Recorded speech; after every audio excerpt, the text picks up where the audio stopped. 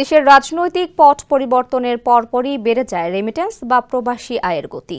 কেন্দ্রীয় ব্যাংকের সংশ্লিষ্ট বিভাগের এক ঊর্ধ্বতন কর্মকর্তা জানান, নতুন সরকার দায়িত্ব নেওয়ার পর থেকেই অর্থ পাচার কমেছে।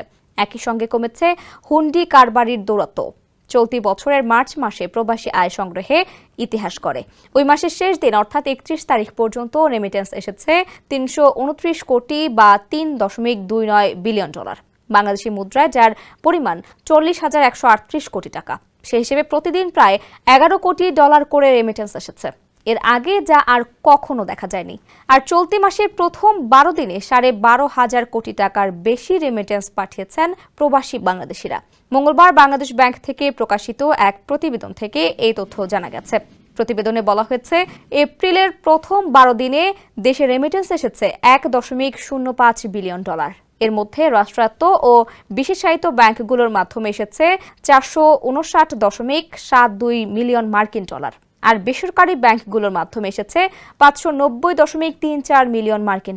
এতে বলা হয়, এপ্রিলের এই সময়কালে প্রতিদিন গড়ে $৮৭.৬৯ মিলিয়ন রেমিটেন্স এসেছে।